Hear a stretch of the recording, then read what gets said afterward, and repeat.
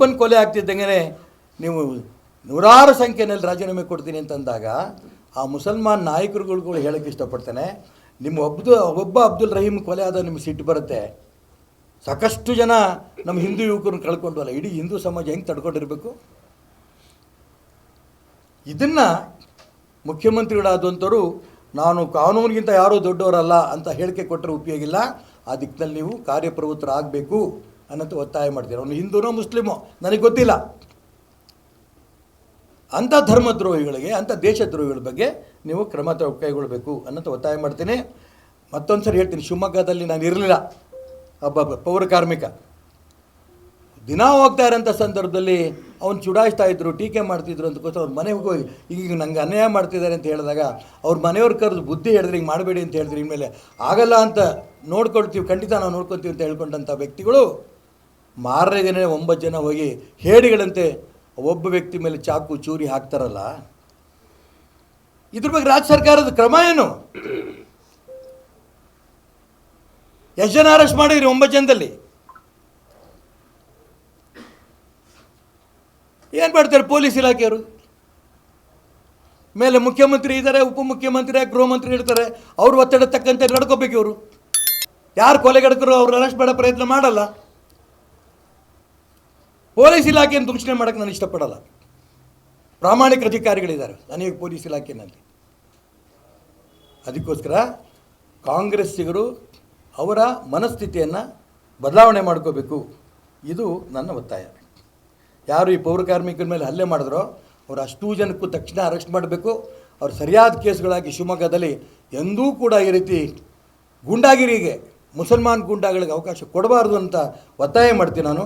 ಈ ರೀತಿ ಮತ್ತೊಂದು ಘಟನೆ ಆದರೆ ನಾವು ದೊಡ್ಡ ಹೋರಾಟವನ್ನೇ ಈ ಸರ್ಕಾರದ ವಿರುದ್ಧ ಮಾಡಬೇಕಾಗತ್ತೆ ಅಂತ ಎಚ್ಚರಿಕೆಯನ್ನು ಕೂಡ ಈ ಸಂದರ್ಭದಲ್ಲಿ ನಾನು ಕೊಡೋಕ್ಕೆ ಇಷ್ಟಪಡ್ತೇನೆ. ಕೊನೆ ಯಾವಾಗ? ಕಾಂಗ್ರೆಸ್ ಸರ್ಕಾರ ಹೋದಾಗ. ಏನು ಅನುಮಾನ ಬೇಡ, ಎಲ್ಲೆಲ್ಲಿ ಕಾಂಗ್ರೆಸ್ ಸರ್ಕಾರ ಕರ್ನಾಟಕ ರಾಜ್ಯದಲ್ಲಿ ಬಂದಿದೆಯೋ ಆ ಸಂದರ್ಭದಲ್ಲೇ ಹಿಂದೂಗಳ ಕಗ್ಗೊಲೆ ಜಾಸ್ತಿ ಆಗಿದೆ. ಕನ್ನಡ ಪದ ಬರ್ತೀನಿ ಭಾವಿಸ್ತೀನಿ ನಾನು. BJP ಸರ್ಕಾರ ಇದ್ದಾಗ ಇಲ್ಲ ಅಂದ ಆಗಿಲ್ಲ, ಆದರೆ ಭಯ ಇತ್ತು. ಯಾರು ಈ ರೀತಿ ಕೊಲೆಗಳು ಮಾಡ್ರೋ ಅವತ್ತೇ ಅರೆಸ್ಟ್ ಮಾಡ್ತಾ ಇತ್ತು. ಇವಾಗ ಪರಿಸ್ಥಿತಿ ಇಲ್ಲ.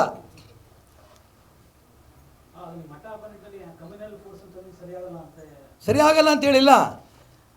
ಈ ಪೊಲೀಸ್ ಇಲಾಖೆಯವ್ರನ್ನ ಈಗ ಶಿವಮೊಗ್ಗದಲ್ಲಿ ಒಂದು ಕೊಲೆ ಆಯಿತು ಅಂತ ಅಂದ್ಕೊಳ್ಳಿ, ವಿಶೇಷ ಪೊಲೀಸಿನ ಕಾರ್ಯಪಡೆ ತಂದು ಇಟ್ಕೋತಾರೆ. ಇಲ್ಲಿ ಯಾರ್ದೋ ಒಂದು ಹಿಂದೂ ಒಬ್ಬ ಮುಸಲ್ಮಾನ್ ಕೊಲೆ ಆಯಿತು ಅಂತ ಅಂದ್ಕೊಳ್ಳಿ, ಆ ಕಾರ್ಯಪಡೆ ಇನ್ಚಾರ್ಜಿನ ವರ್ಗಾವಣೆ. ಪಾಪ ಅವನಿಗೂ ಈ ಕೊಲೆಗೂ ಏನು ಸಂಬಂಧ? 100 ಕಾರ್ಯಪಡೆ ನಡೆದ್ರೂ ಉಪಯೋಗ ಇಲ್ಲ. ಆ ಮುಸಲ್ಮಾನ್ ಗೂಂಡಾ ಇರ್ಬೋದು, ಹಿಂದೂ ಗೂಂಡಾ ಇರ್ಬೋದು, ಆ ಗೂಂಡಾಗಳಿಗೆ ಸರ್ಕಾರ ಗೂಂಡಾಗಿರಿ ಸಹಿಸಲ್ಲ ಅನ್ನಂಥ ಭಾವನೆ ಮೊದಲನೇದಾಗಿ ಕಾಂಗ್ರೆಸ್ ಸರ್ಕಾರಕ್ಕೆ, ಕಾಂಗ್ರೆಸ್ಸಿಗರು ಬರಬೇಕು. ಆಗ ಈ ಗೂಂಡಾಗಳೆಲ್ಲ ಮನೇಲಿ ಸೇರ್ತಾರೆ. ನಮಗೆ ರಕ್ಷಣೆ ಮಾಡೋಕ್ಕೆ ಯಾರೂ ಇಲ್ಲ.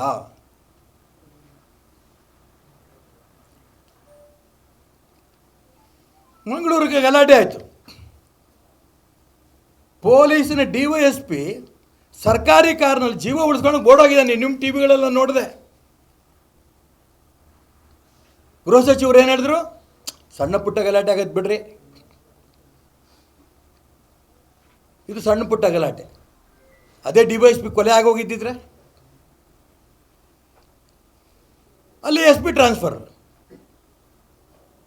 ಇದು ಆಡಳಿತಕ್ಕೆ ಯೋಗ್ಯವೇ ಇಲ್ಲದಂಥ ಸರ್ಕಾರ. ಇದು ಕೇವಲ ಮುಸಲ್ಮಾನರ ಗೂಂಡಾಗಿರಿಯ ಹಿತರಕ್ಷಣೆ ಕಾಪಾಡ್ತಾರಂಥ ಸರ್ಕಾರ.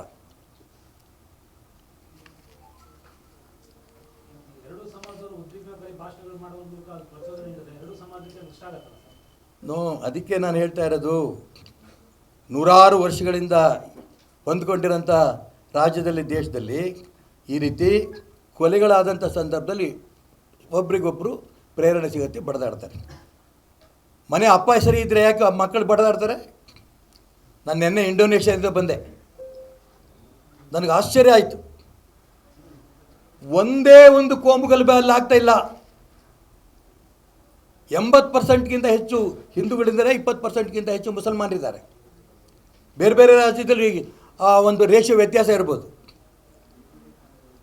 ಹಿಂದೂ ಸಂಸ್ಕೃತಿ ಜಾಸ್ತಿ ಇರೋದು. ಗರುಡ ಏರ್ಲೈನ್ಸ್, ಘಟೋತ್ಕಚ ಪಾರ್ಕ್, ಹಿಂದೂ ಮಹಾಪುರುಷರ ಹೆಸರುಗಳಿಟ್ಕೊಂಡು ನಡೆಸ್ತಾ ಇದ್ದಾರೆ. ಅಲ್ಲಿ ಸಂಸ್ಕೃತಿಯಿಂದ ಇಂಡೋನೇಷ್ಯಲ್ಲಿ ಆಡಳಿತ ನಡೀತದೆ. ಯಾಕಲ್ಲಿ ಆಗಲ್ಲ? ಅಲ್ಲಿ ಕಾಂಗ್ರೆಸ್ ಇಲ್ಲ.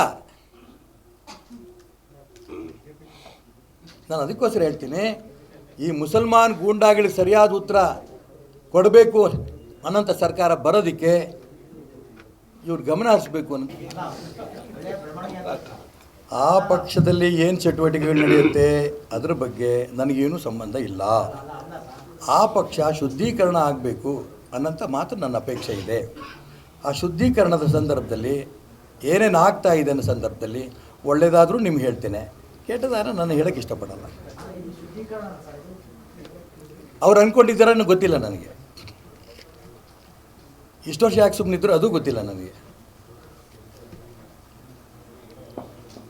ಭಾರತೀಯ ಜನತಾ ಪಾರ್ಟಿ ಶಾಸಕರು ಸರ್ಕಾರದ ಧೋರಣೆ ವಿರುದ್ಧ ಸಭಾತ್ಯಾಗ ಮಾಡೋಂಥ ಸಂದರ್ಭದಲ್ಲಿ ಸೋಮಶೇಖರ್ ಹೆಬ್ಬಾರ್ ಹೋಗಲಿಲ್ಲ, ಕಣ್ಮುಚ್ಕೊಂಡು ಕೂತ್ಕೊಂಡಿದ್ರು ರಾಜ್ಯಾಧ್ಯಕ್ಷರವಾಗ. ಅವ್ರು ಎಮ್ ಎಲ್ ಎ ಅಸೆಂಬ್ಲಿಲಿ ಇರಲಿಲ್ವಾ? ಅವಾಗ ಯಾಕೆ ಕ್ರಮ ಕೈಗೊಂಡಿಲ್ಲ ನಂಗೆ ಗೊತ್ತಿಲ್ಲ. ಅದಕ್ಕೆ ಹೇಳ್ತಿರೋದು ನಾನು. ತಮಗೆ ಬೇಕಾದಾಗ ತೆಗೆದಾಕೋದು, ಬ್ಯಾಡ್ದಿದ್ದಾಗ ಉಳಿಸ್ಕೊಳೋದು, ಇದೂ ತಪ್ಪೇ.